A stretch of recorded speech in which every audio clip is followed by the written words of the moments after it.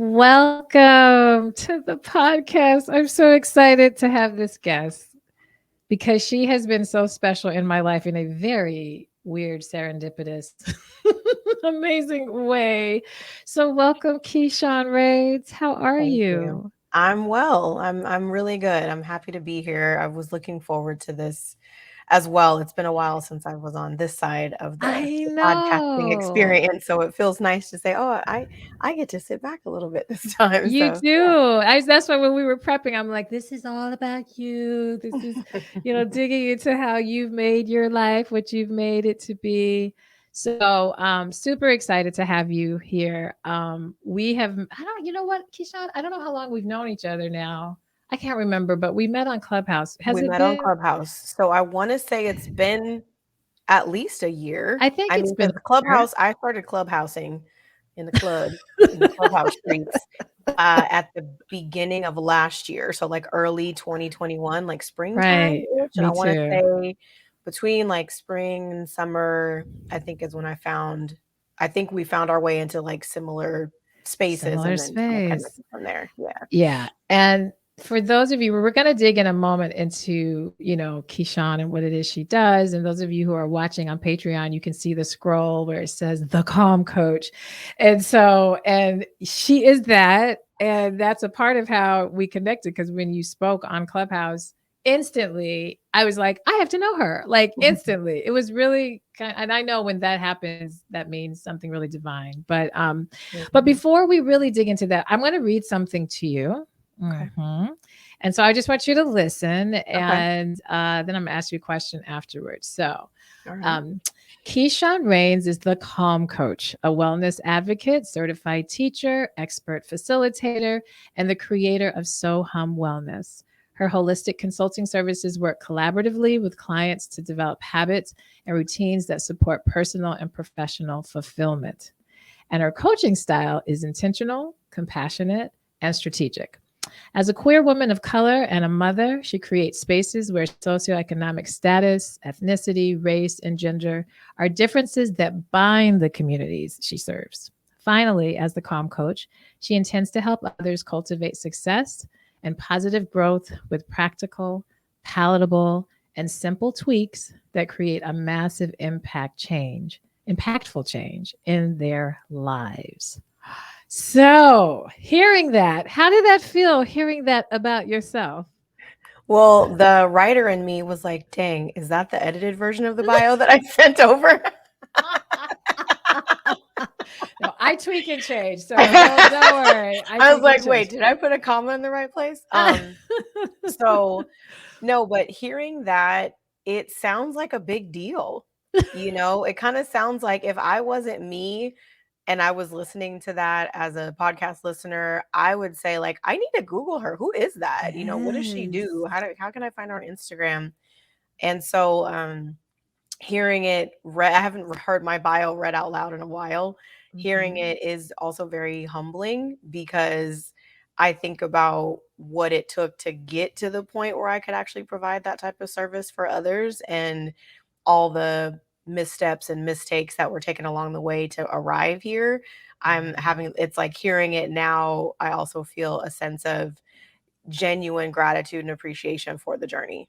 Yeah. Yeah. Yeah. Good. Good. You should feel all of that because and that's why I like to do that because so rarely do we have somebody, those of us who are writing our bios or have somebody else writing our bios, maybe when we're getting announced to do something, but it's Mhm. usually under a different kind of headspace. Right. But everything you said, these are all the things that have got you here. And then, wow, I would Google you. That's why that's the other reason I read it is so that our audience will Google you and will follow you. And, honestly, I know that sometimes bios can feel exaggerated or like they Right. don't really do all of that. Or it's Mhm. like, oh my gosh, but you really, from the year or whatever I've known you, like I've seen and experienced all of those aspects. So with that, I mean, those are a lot of things you do.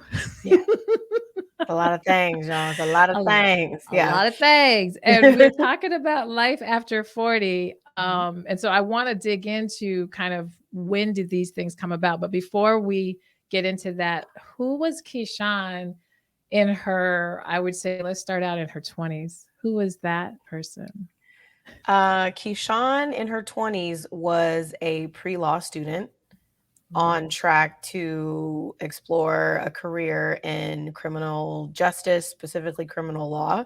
Mm. And she was, interning in law offices and also getting arrested for protesting in the South, also getting married, getting divorced, having a baby. There was All Keyshawn this in her in her 20s 20s. was a whole BET special, y'all. That was a whole interesting human being. A Ah. lot of things were happening between 19 and 29. So, yeah. Yeah. Wow. Okay. You just said a BET special. So that was actually hilarious. And so given all of those activities, and you just gave a nice description of like what were you feeling? I mean, like who was Keyshawn in terms of how was she navigating? Was she happy doing this? Was she Mm. frustrated? Like who was that person inside? I would say the person inside was a runner. I was really Mm, running away from past experiences in childhood and running mm. toward what I thought was my purpose, what I thought I was here to do. When I was a kid, I wanted to be Claire Huxtable from The Cosby Show, There we go. specifically Okay, Claire the Huxtable, lawyer. She was a not the lawyer. lawyer. Yeah. I wanted to be her. And I realized I wanted to be her mainly because I wanted to carry a briefcase and wear really cool suits and also live in a brownstone. And so I also just liked that she was so just like articulate and commanding and powerful as a woman. And that Mm, was something that I aspired for at the time. And the pathway to get me there was, oh, I'm going to become an attorney. And so the mm, feelings that I had during my 20s were, move by any means necessary, take whatever risks you need to take, but then also outrunning the past experiences that were kind of stirring underneath, that were wow. making staying the course really difficult, that were making career moves kind of challenging. And there was a Mm, lot of recklessness that I was managing at the time mhm, because of the way that I grew up. So, hold on for mm. 2 Oh, seconds. okay. Slight Sure. I need to tell Alexa to be quiet. Hold on 1 second. Okay, no problem. No problem. She has Alexa. Yeah, girl, she got excited. She thought she heard her name. She got excited. That's funny. So, but yes, as a feeling, I would say I was feeling equally courageous and terrified of adulthood. And Wow. a lot of me felt like I was unprepared for some of the things that I had taken on and added to my plate. And Mm. um, and yeah, I was not aware of my mental health as a priority as much as I am, of course, now. Yeah. Okay, so that's a good segue because here I when you just described that really, I saw the BET special. I saw the running and I saw the very bright and intelligent and I can get this done and I can get this done and I can do this. Mhm. Was there a crash? Like what and when did you or was it like when I say crash meaning was there a wall that was hit that was like no wait a minute. I have to shift this and go in this other direction or not what kind of caused because you're not an attorney right now. No. You're still beautiful like Claire Huxtable, but I mean there Thank you. I imagine somewhere maybe this is in the 30s some Mhm. shift happened, so tell us about that. I would say there was a couple, but I think the most notable shift was when I was 24 and I had been married and I was currently married at the time and had my first and only child. And 2 weeks after my son was born, my grandfather suddenly passed away. And Mm, he was somebody who was a huge influence on the person that I had become up until that point. He was mm. the one who paid for all my mock trial team expenses. He was the one who, Wow. bought me like a gavel and was like, I see you becoming this attorney. Like he was a person who really poured a lot of that into me. And so I think and also growing up as a kid in a challenging childhood, my father was a drug addict at the time, so my grandfather really swooped in and took on that very Mm, paternal role. And so mhm, I think when he suddenly passed away, that was a moment where I was like, oh shit, I need to grow up a little bit now, and I also need mm, to maybe be the person that I really knew that I wanted to be, I was also on the crux of coming to terms with my sexual identity and my Mm. preference of relationship style. And so there was a lot of things that I was kind of doing to maintain his grace. Oh, But it wow. was interesting because after he passed, I got that divine download or that Yeah. spiritual message from him where he was like, I wasn't trying to make you who I wanted you to be. I just wanted Mm. you to be the person that you were meant to be. And so there was a moment there where I kind of just like, wait a minute, I don't need to try to be Claire Huxtable. I just need to be Keisean Raines, and this is what that Right. person is going to look like. Ah, I love that because you just really this is why I did the podcast because I think this conditioned self, and you're going to hear me say this a lot, other podcast listeners, because this is the whole point: is how do we reveal what needs to happen? What is the pivot that allows us to begin to step into the truth? And that's very interesting.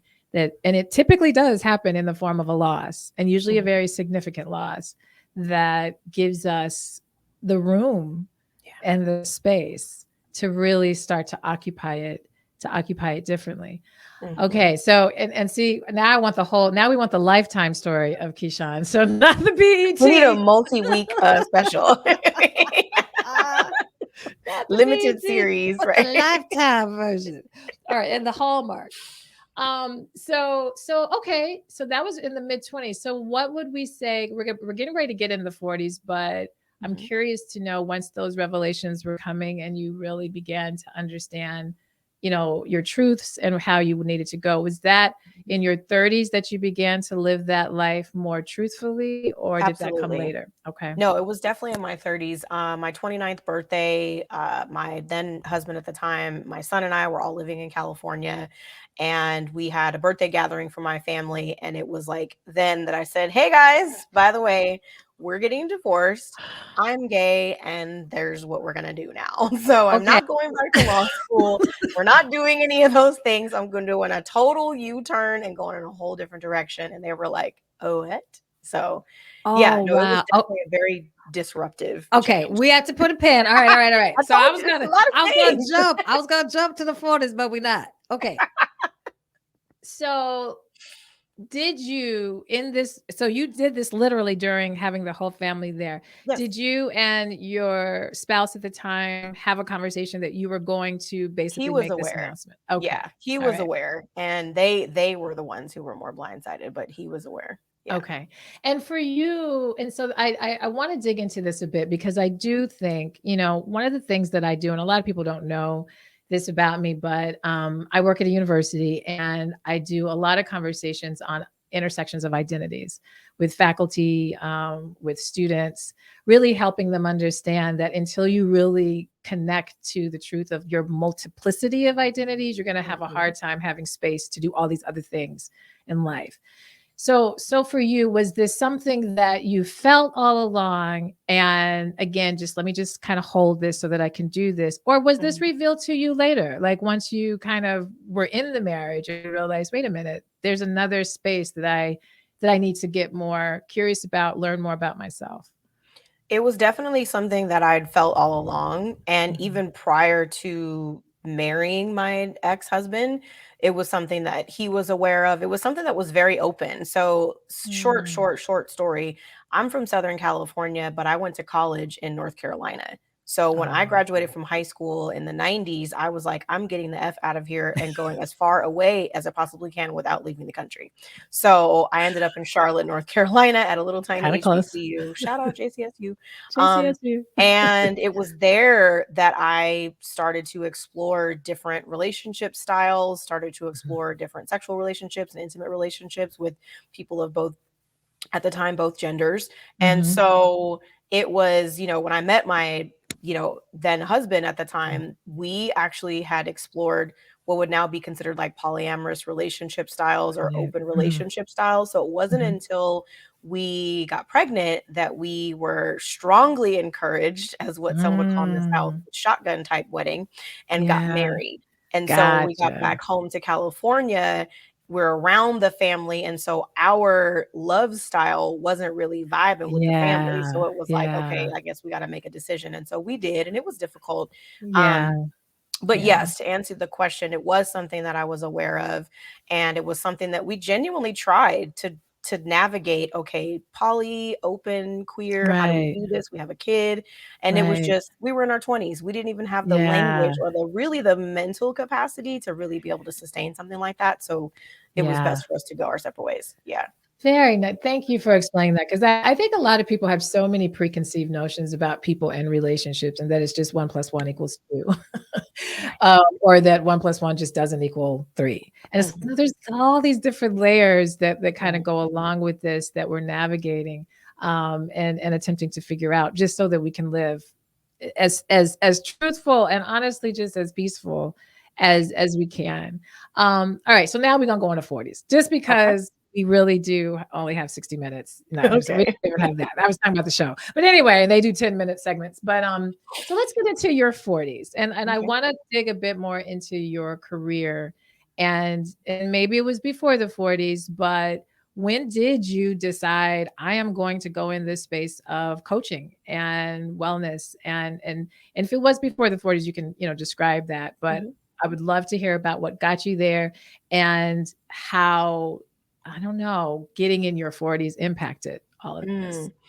Well, it was a little bit before my 40s, and I like what you said earlier about sometimes there is a loss that creates a shift or that Mhm, creates a change. And so I was working for a relatively well-known technology company at the time when I was in my mid 30s and was working very hard, was commuting like a crazy person, and was earning more money than I had, ever mhm, up until that point. And there was another sudden loss. And this mm, time it was actually my ex-husband's mother, so my son's grandmother just mm, suddenly passed. mm, And I got the notification while I was at work, and I turned to my supervisor and said, "I need to go. Like, I need to leave mm. right now. I need to jump on a plane. I need to go be with the family." Yeah. And they told me no. And I said, They told you "Okay, no. well, then I'm gonna go anyway." And I'll Yeah. deal with y'all when I get back. And so I went to the service. And then when I got back home, I remember just feeling like I had to put back on that work mode. I had to put back on that mask to Mm, go back to that job that was literally just providing financial support. Yes, it was cool to work for Apple. I mean, all the mhm. accolades that come with that. However, Right. it wasn't really serving my soul. And Yeah. the loss of this particular person, she was a woman who lived out loud. She was a person who Mm, was unapologetic. She was small but mighty. She was passionate about her well being and the well being of those around her. And there was something about that loss and that shift that awakened something in me. And so mhm, instead of going back to that job, I went to a yoga class, and a sister friend invited me. And I was like, girl, what is this? Um, I was an athletic type person, athletic person in high school, but I was like, I don't know about all this stuff. And so yeah. I walked into my very first class. I had the total Shavasana meltdown and was like, Wow. okay, I think this is where I need to be. And I just started to lean into that. And Mm, it evolved to me going through yoga teacher training and meditation coaching and Vipassana training and all these things. And it started to evolve into, not only am I able to use these practices to support my own well being, but I do genuinely feel like this is where I'm going to thrive. And mm, this is where I get to marry some of those elements of like research and development and oration and all yeah. those things to become a teacher and to become a coach. And that's where we landed. Wow. Look at that. So Mhm. you had two. So for you, and I want people, okay, so the counselor and me, of course, I'm like, look at the losses. Like for you, it was people. It was Mhm. a loss because it doesn't always come in that form. And I think Right. sometimes people are waiting for those big things like that to happen. It may be more subtle that you have to really kind of say and reflect and think on. But for you, those were two major, pivots in your life, and they were from two major losses. Mhm. So very, I'm really very hard interesting. headed as well. So the universe, they got to make a big, they be like, Keyshawn, we tried to send you a subtle message, but you weren't paying attention. Now Well, are that's you a good listening? I'm like, oh, okay. so that's a good point. That's a good point. And no, and I do think that's a lot of us. I don't I try so hard not to be hard headed, I'm but there really are. trying. I'm doing much better now, I promise. I was gonna say I'm doing better, but I still, I'm still working through the lessons. Okay, Right. so now we're in our 40s. Mhm. What has, this life so far in your 40s, and you don't have to share your age. I know that you're more in the mid part of 40s. Mhm. What has been so different about this part of your life, or has it been different Yeah. than prior to that? I would say some of the biggest differences about getting to the 40 stage was I'm 45. When I turned Mhm. 40, that was like my peak in my mind. When I was in my 20s, I was like, by Mm. the time I'm 40, I'm gonna do this. By the time I'm 40, I'm gonna do that. By the time I'm 40, and I remember being 40 in Mexico in the middle of the ocean on a little boat saying, now this is not exactly what I thought I was gonna be doing in my 40s. I mean, it was beautiful. It was a beautiful Yes. environment, but I was in a relationship that wasn't really serving me. I was like, I Yeah. need to just be pouring myself really into me. And so Mm. something that's different about my 40s, I would say, versus my 30s or my 20s was I'm at that place where I really don't have the capacity to care very much about what anybody has to say about how I live my life. And it is Yeah. a beautiful, liberating place to be. Yeah. And it's not reckless. It's very intentional. I feel like the way that I move from the way that I wake up in the morning to the way that I put myself to bed at night, the people that I spend time with, the things that I consume spiritually or physically, I'm super intentional about it because I'm aware of my influence now, not only Mhm. on myself, but on others. And Mhm. it's not coming from a place of insecurity or fear. It's coming from a place of like true vulnerability and courage. And those are Mhm. things that I really, really love about this stage of my life.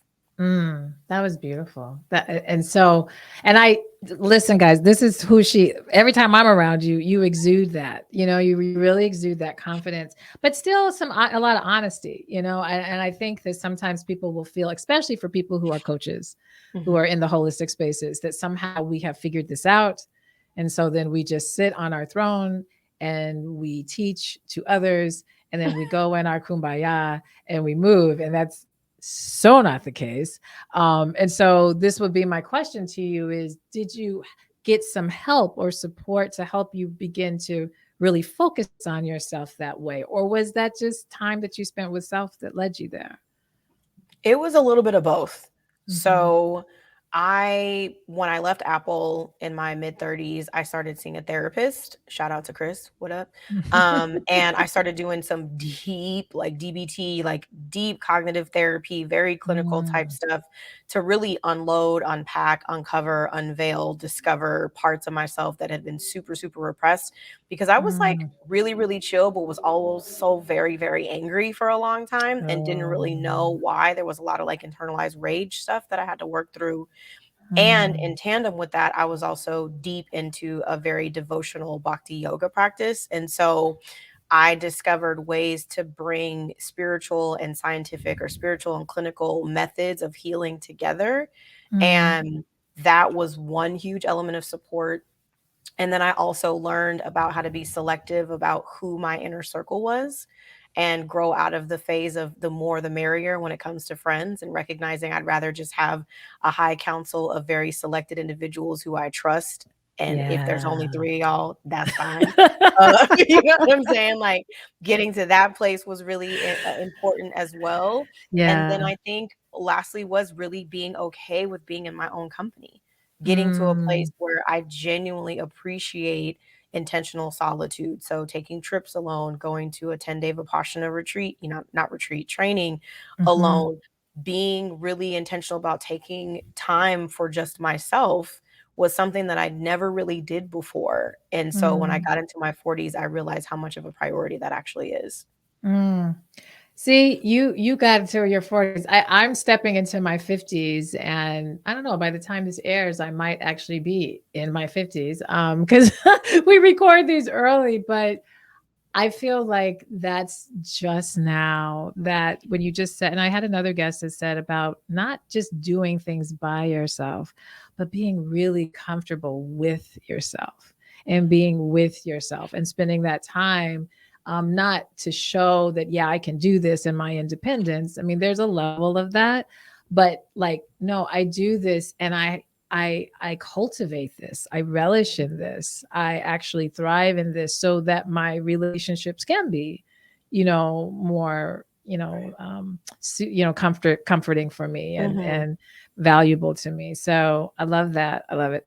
Okay, so we don't have much more time, but I do want to, given you are the calm coach, people have to come to our Patreon because I during that time in the bonus, I'm gonna ask her questions to actually give tips and ways that people can exude this very calm that she has, or just some things that people can kind of think of when it comes to their self-care that is practical and Mhm. tangible. But for you, you've already kind of said some of these self-care things, but given where we are now in the world, I do feel like self-care gets a bit trendy.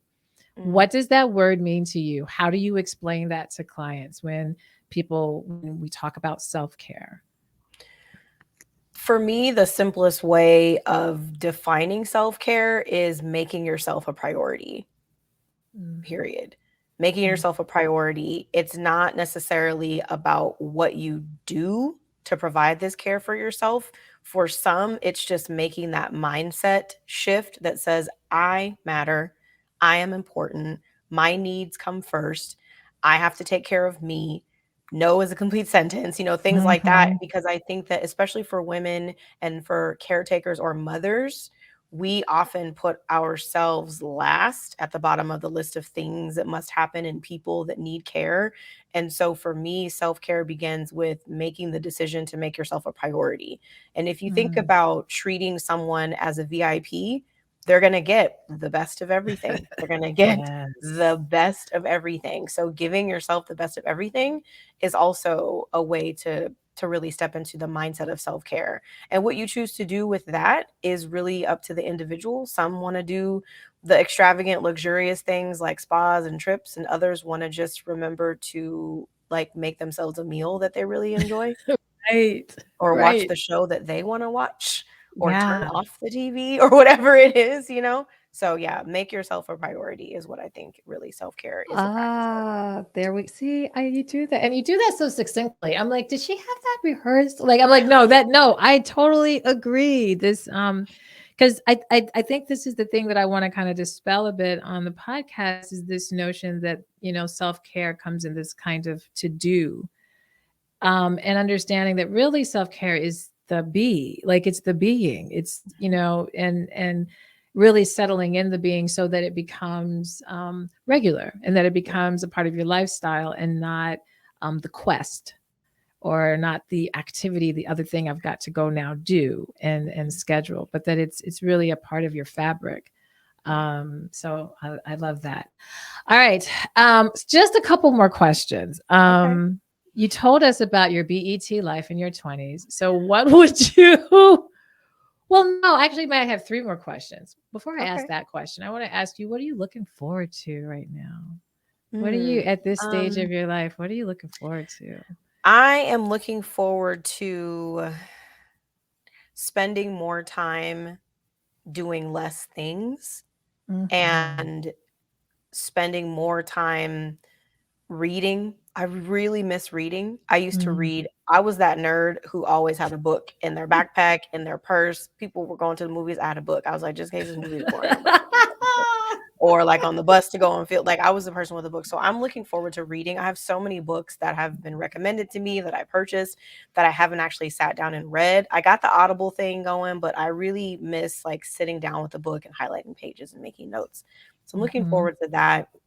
And that's what I mean is like spending less time just doing things, but just revisiting some of the Mm. elements that I think I might have discovered that I really enjoyed in my 20s and 30s. But because during those years of my life, I wasn't making myself a priority, I wasn't engaging in the things that really mattered to me most. So Yeah. I'm looking forward to engaging in those things instead of just checking things off of a to do list.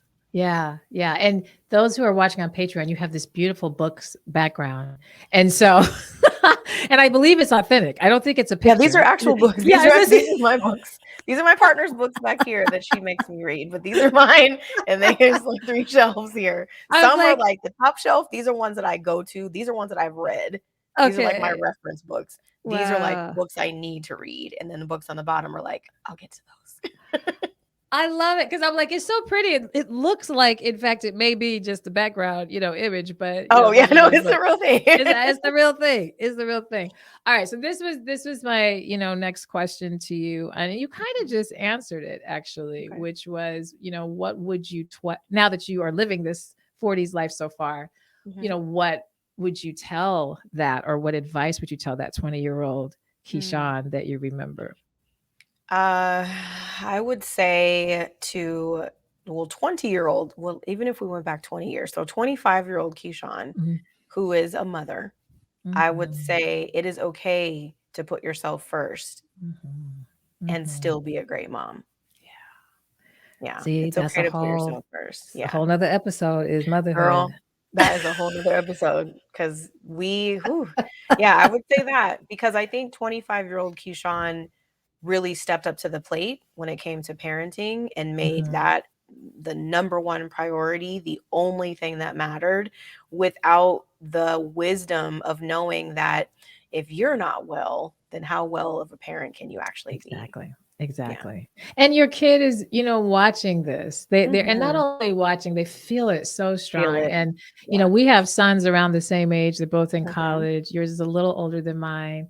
But I think they both energetically, my son, it's been really super actually cool. He comes to me now to like basically kind of vent and just Mhm. express some of his kind of frustrations or questions or curiosities, or and I'm like, oh, this is so great. I can be present with you. I can be calm with you. And I Yeah. know that it's because what you just said, I had to make myself a priority so I could Mhm. create the space for him at this Mhm. level. I think we think of our kids as just children and doing, doing, doing for them. Mhm. But as they get older and they become young adults, they actually need you just to kind of be present and not be telling them, what to do What per to do. se. Mhm. Yeah. But so, yeah. Yeah. Awesome. Yeah. Awesome. That's the time when they get to show you that they were paying attention when you were telling them what to Yes. do. Yeah, Yes. they were It's so listening. cool. My Mhm. son YouTube channel, he does these videos. They're absolutely hilarious.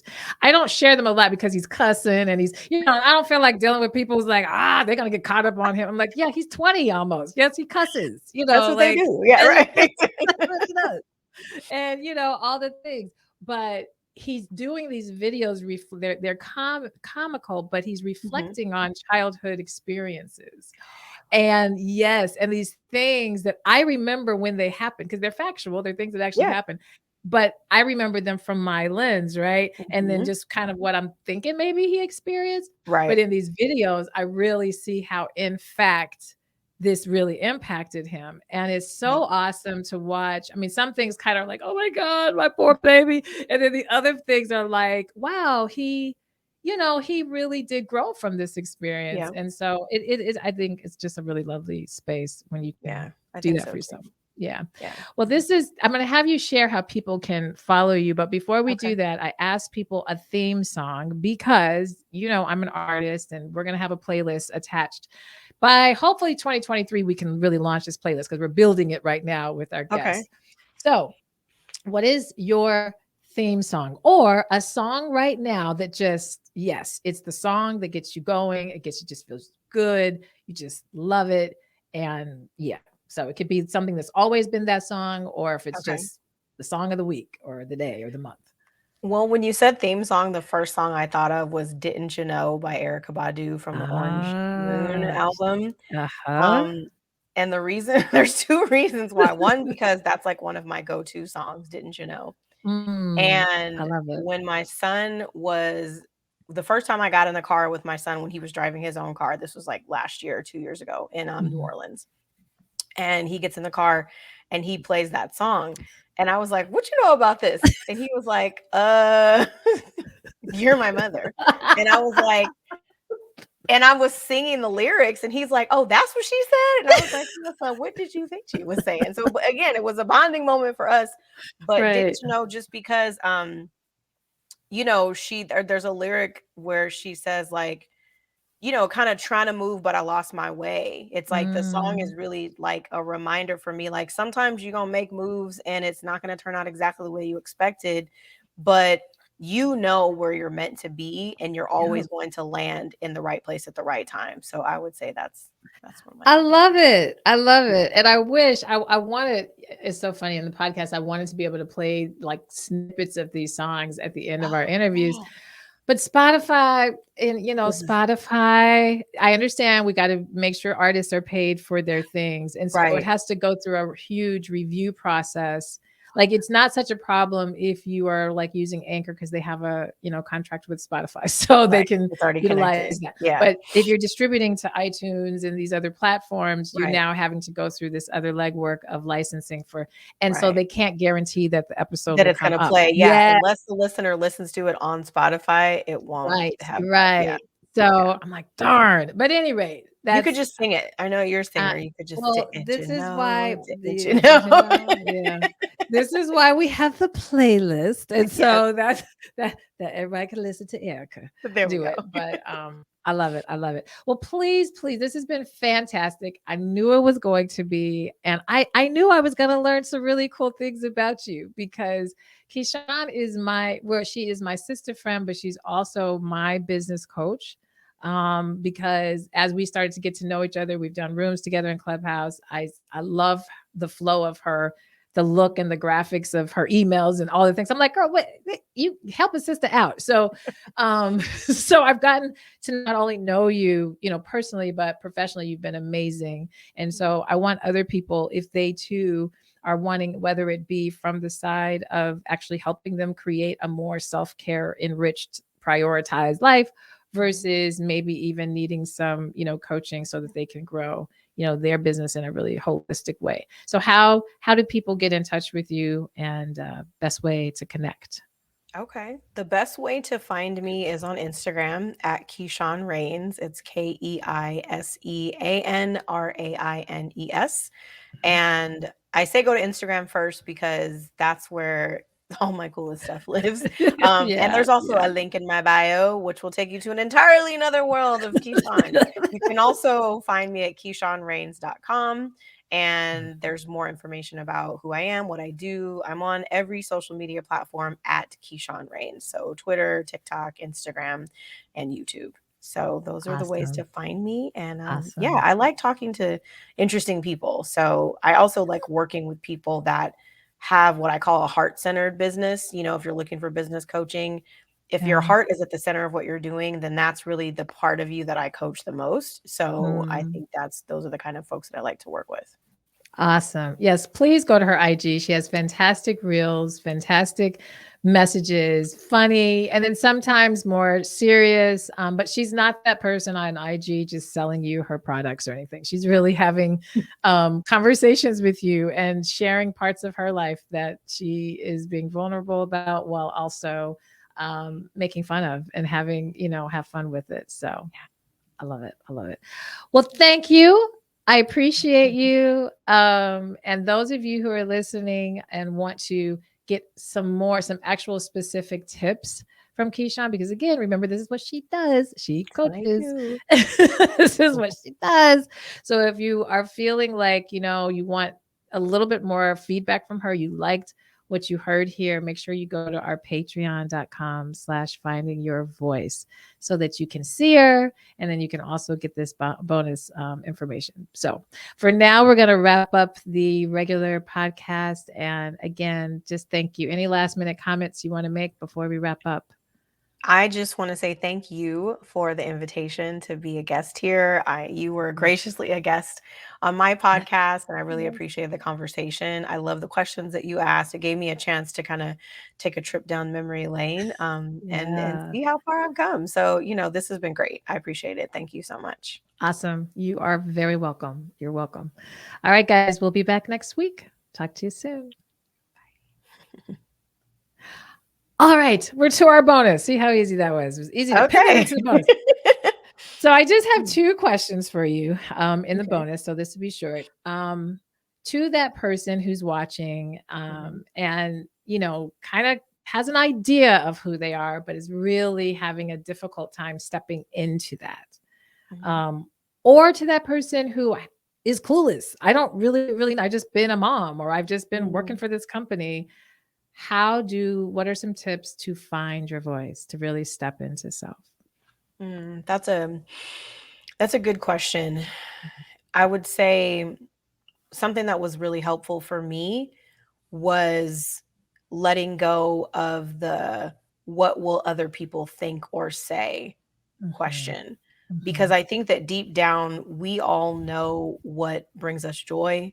We know what comes easy for us.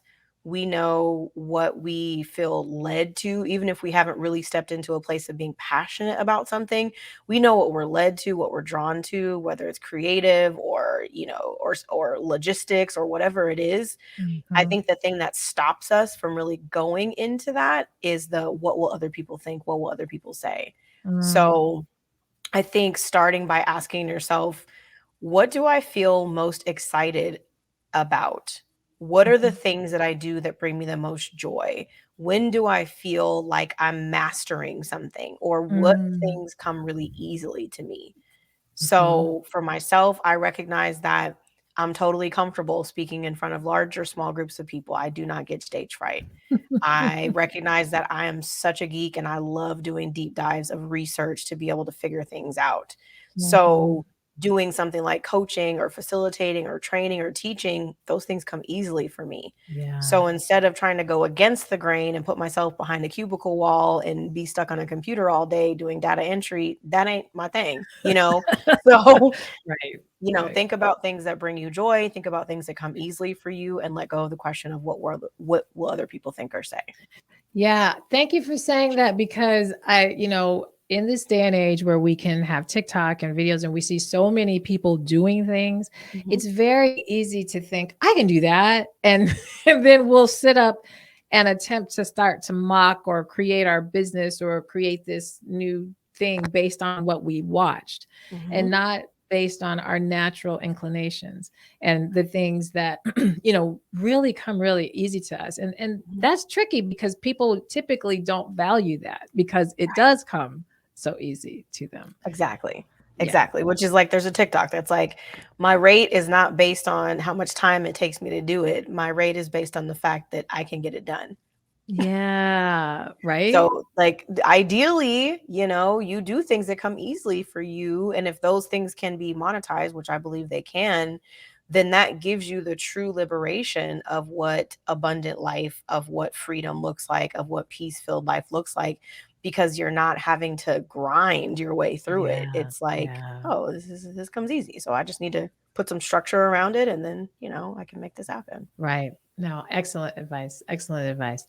Well, the second thing I want to ask, and I think you asked this on I don't know if you asked this on your podcast or I heard, and I was like, oh, I love this, is what is something that I didn't ask you that you want people to know about you or about the work that you do? Mm, Mm. something I want people to know about the work that I do is I am very committed to teaching people ways to maintaining a sense of well-being no matter what. And Mhm. so, whether I'm coaching someone through building a business or assisting someone with managing an event or a project or helping someone, facilitate a book or teaching a class, like for me, the number one priority is well being.